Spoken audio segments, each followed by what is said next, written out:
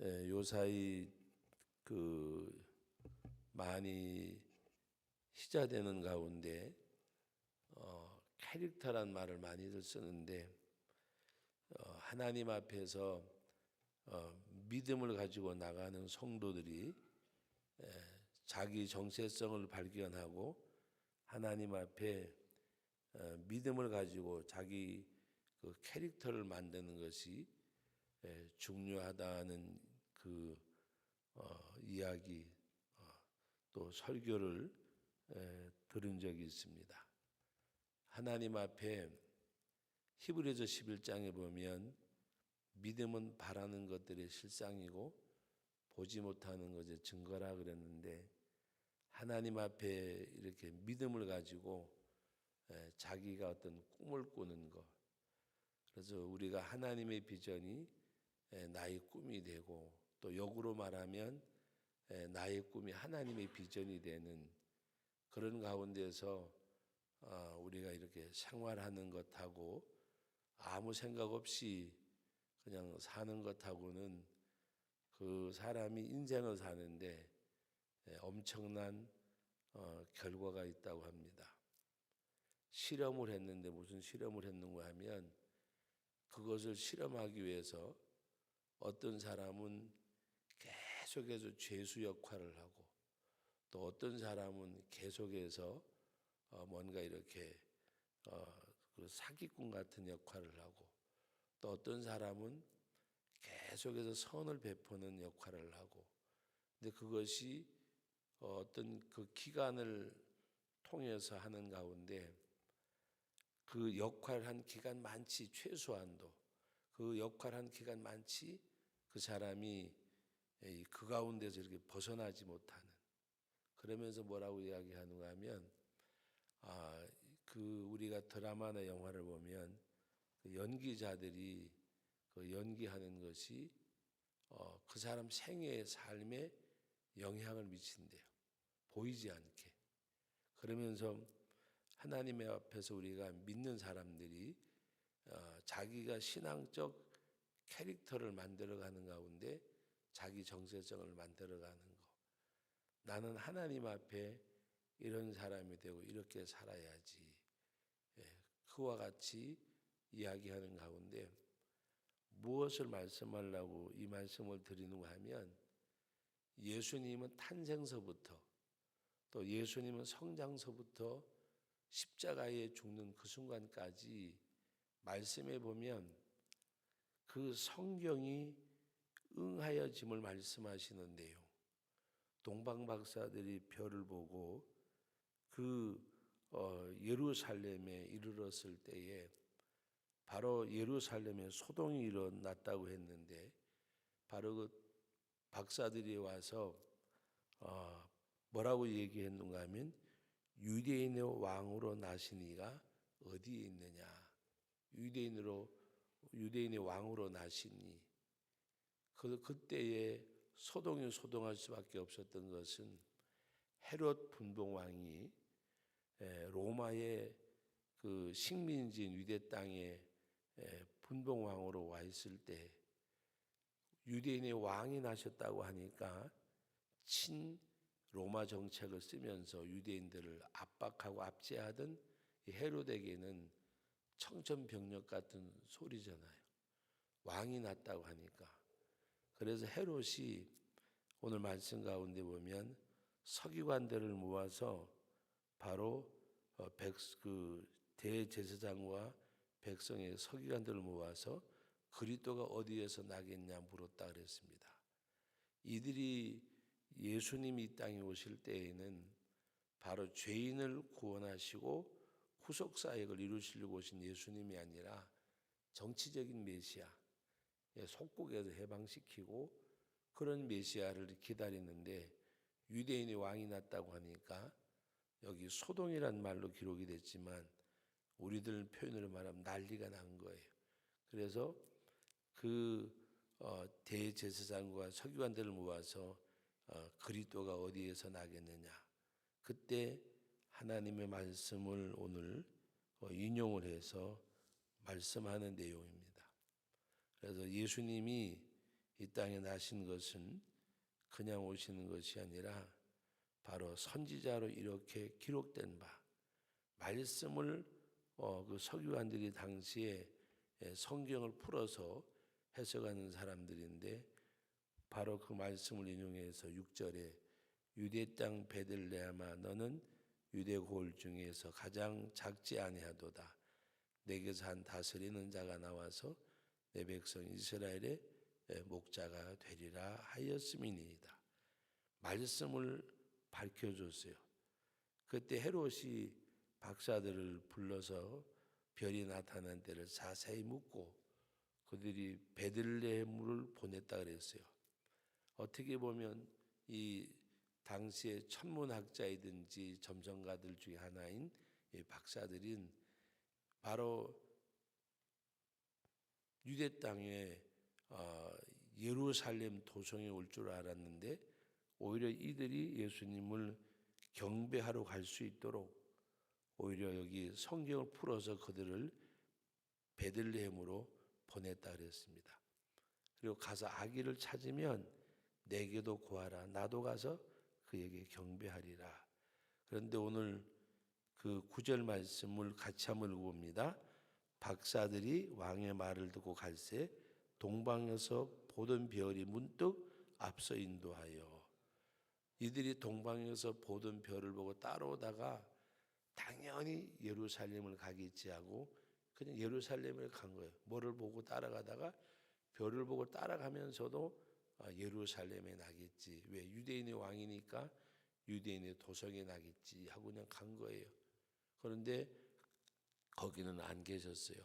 그런데 오늘 보면 베들레헴으로 보내매 베들레헴을 향해 가는데 바로 다시 뭐라 그랬어요?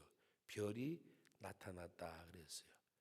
9절 말씀에 보면 바로 박사들이 왕의 말을 듣고 갈새 동방에서 보던 별이 그 별이 문득 앞서 인도하여 여기 왕의 말을 들은 것이 아니라 왕은 뭘 보고 이야기한 거예요?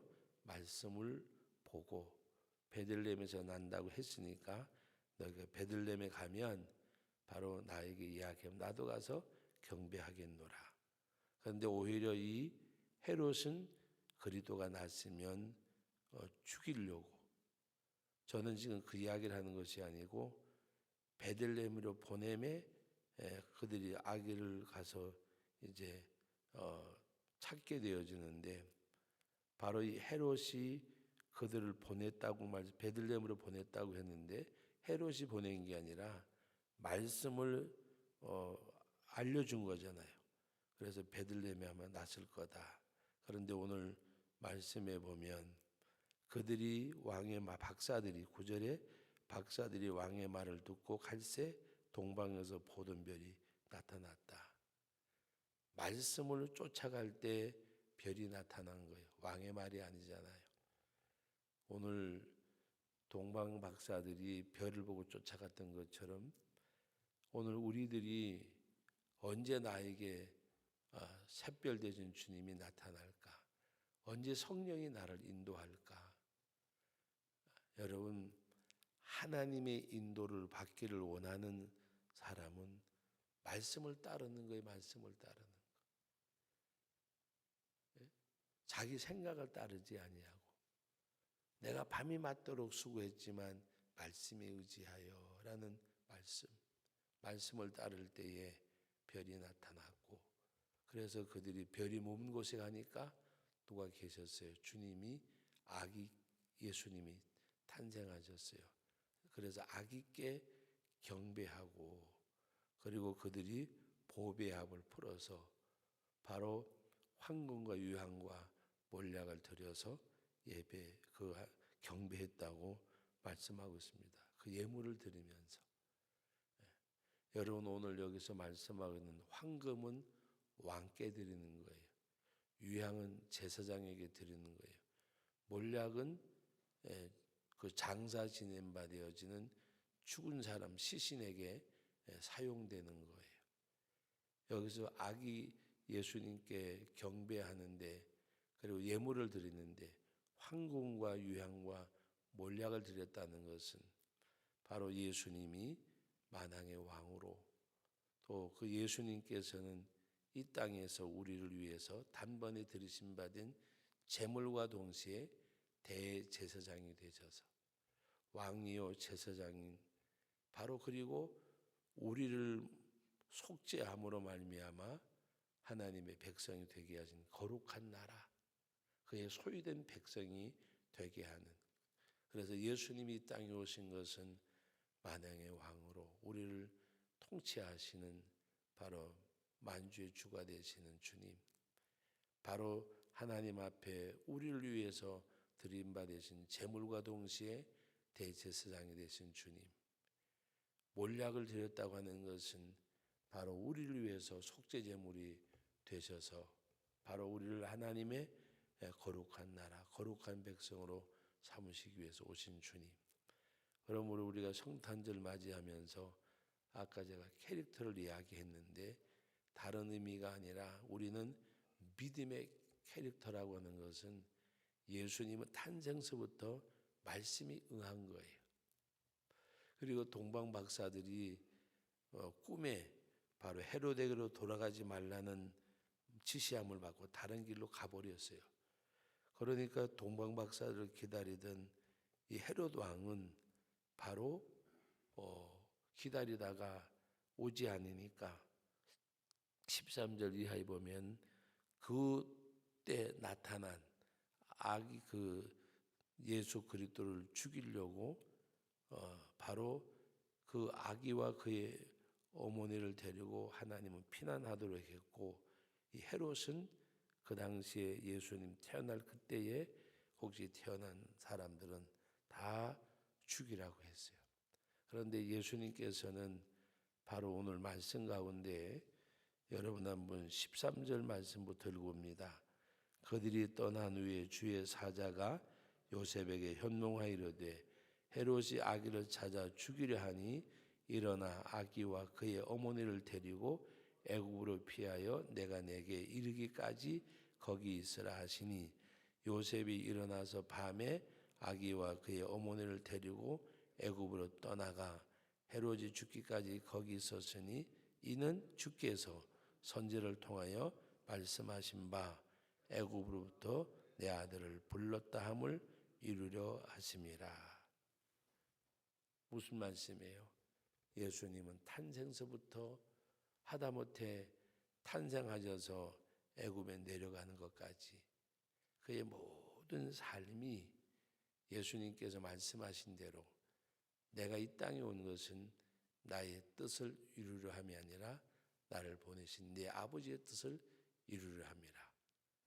고린도전서 15장에서 바울이 부활에 대해 말씀할 때 성경대로 나시고 성경대로 죽으시고 성경대로 살아나셨다. 성경대로라고 하는 말은 예수님은 이 땅에 탄생서부터 죽으시기까지 부활하시기까지 또 다시 오실 그 모든 것들이 하나님의 말씀을 응행하게 하시는 것. 여러분 이 말씀을 들으면서 생각나는 게 없으세요? 네? 무엇을 말씀하고 있느냐? 말씀은 다 응한다고 하는 거예요. 말씀을. 예수님에 대한 말씀뿐만이 아니라 성경은 그대로 다 응한다는 말씀입니다. 이루어진다는 말씀이에요. 그러니까 우리는 말씀을 쫓아서 행하고 말씀의 안에서 순종하고, 왜? 말씀은 이루어지기 때문에. 어느 한 사건만이 아니잖아요. 그 아기 예수로 태어난 예수님이 헤롯의 칼을 피하여 애굽에 내려가는 것까지 말씀이 그대로 응하시는 것. 뭐가? 예수님의 죽으심까지 부활까지 마지막 이루어질 재림까지. 그러므로 우리는 말씀을 쫓아서 행하는 것이, 그래서 예수님이 말씀하 내가 길이요 그랬습니다. 내가 길이요 진리요 생명이라. 여러분 이 세 가지 표현이 너무 위대한 거예요. 길, 진리, 생명. 무엇을 빼놓을 것이 있고 길이고 진리요 생명이면 뭐요? 전부잖아요. 전부. 길이 되시는데 진리가 되시는데 이 생명은 이 유한된 생명을 말하는 게 영원한 생명이잖아요. 예수 안에서는 만사가 해결되어지는 거예요. 그러니까 예수님 밖에서는 해결되어질 것이 없어요. 우리에게 생명 되시고 진리 되시고 네? 길 되시는 친히 말씀하는 길이요 진리요 생명이요. 여러분 시편 128편에 그 행복한 가정의 모습을 말씀할 때에도 여호와를 경외하고 그 도에 행하는 자마다 복이 있다. 그 도가 뭐요? 말씀이 길이잖아요. 길. 여호와를 경외하고 그리고 그 길로 행하는 자가 복이 있도다. 그 복이 뭐요? 내가 수고한 대로 먹을 것이고 형통하리라. 우리 세상에서 가장 큰 복이 이 두 가지예요. 뭐가 있겠어요? 내 손이 수고한 대로 먹을 것이라. 형통하리라. 여러분 수고한 대로 먹는다는 말이 이것처럼 큰 복이 없어요. 수고한 대로. 내가 땀 흘려 수고해서 번 것이 다 내 것이 된단 말이에요. 이렇게 이야기하면 목사님 그건 당연하잖아요. 여러분 당연해요? 우한질고가 도둑이라 그러잖아요. 다 뺏기잖아요. 우리가 번 것이 다 내 것이 되느냐고요. 다 이리저리 다 뺏겨요. 그 길로 행하면 하나님이 뺏기지 않게 해주겠단 말이에요. 지켜주신단 말이에요. 뺏기지 않고.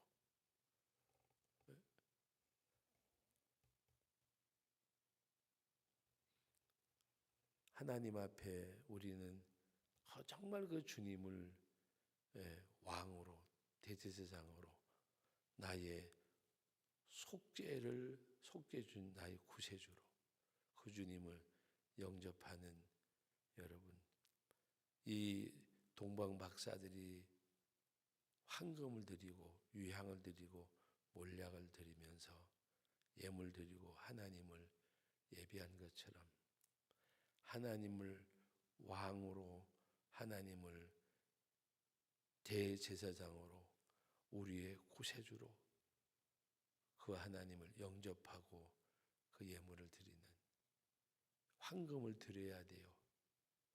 유향을 드려야 돼요. 몰약을 드려야 돼요. 정말로 그 아기 예수님께 동방박사 세 사람이 보배합을 열어서 드렸듯이 여러분이 보배합을 열어야 돼요. 보배합. 그리고 황금과 유향과 몰약을 드리셔야 돼요. 그분이 길이고 진리요 생명이기 때문에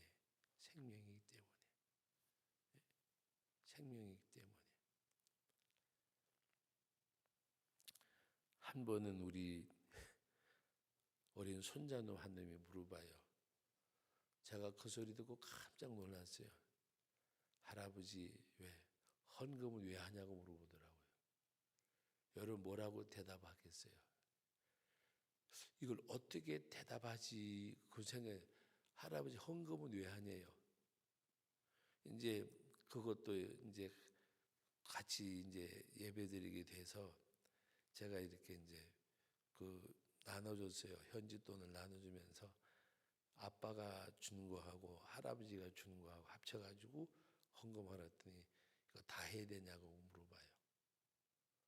그래서 어떻게 가르쳐 줄까 하다가 불현듯 하나님이 지혜를 주시더라고요.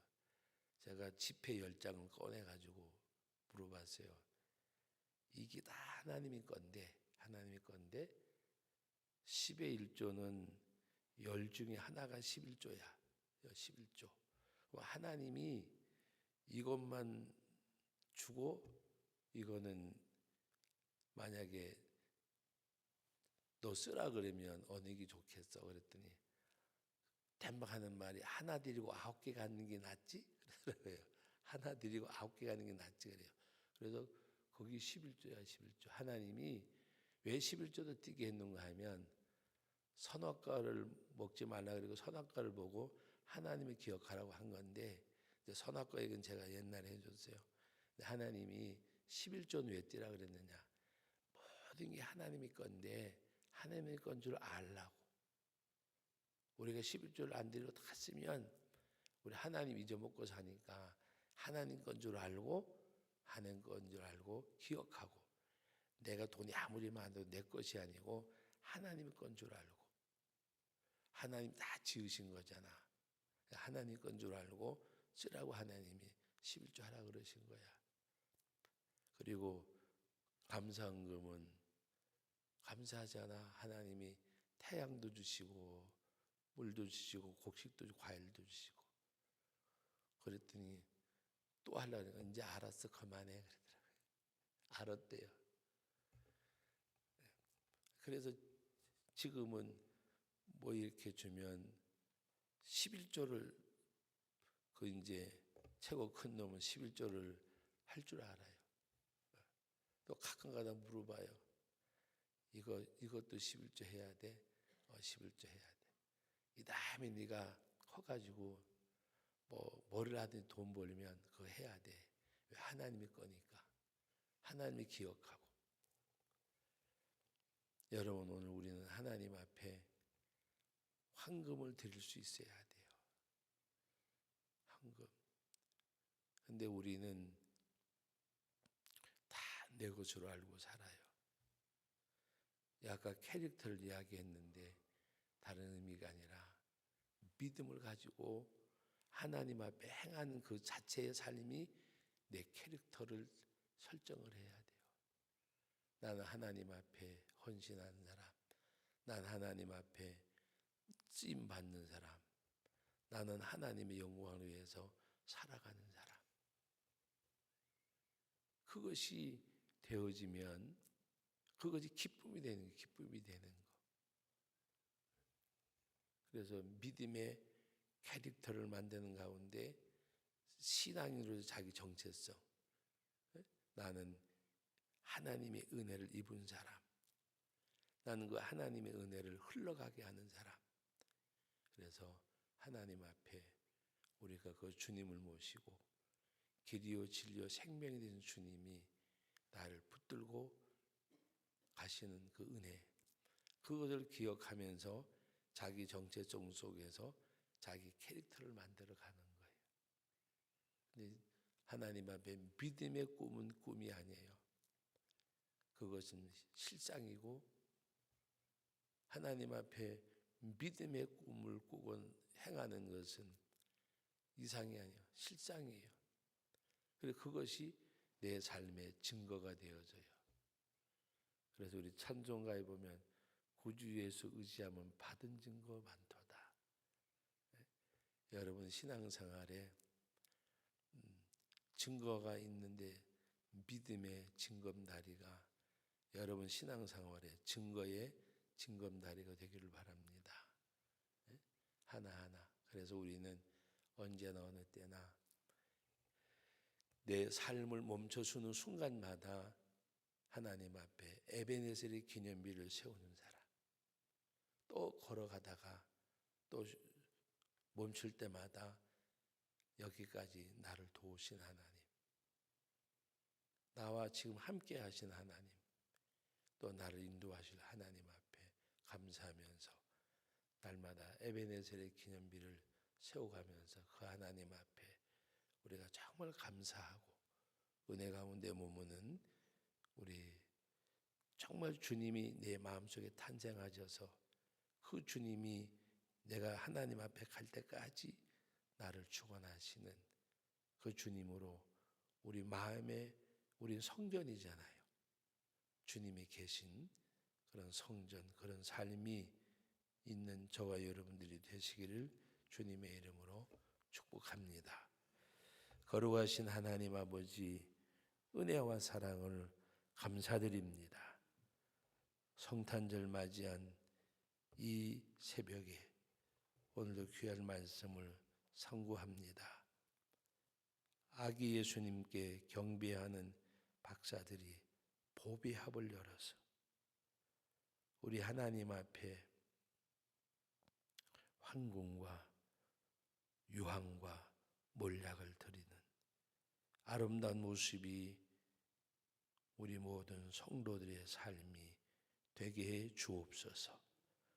오늘도 성탄 예배를 통해서 하나님 영광을 받으시고 진정 우리 성도들 모든 심령 속에 주님을 모시는 주님이 주인 되는 주님이 왕 되신 주의 통치가 있는 다스림이 있는 인도함을 받는 저희들이 되게 해 주옵소서. 예수님의 이름으로 기도하옵나이다. 아멘.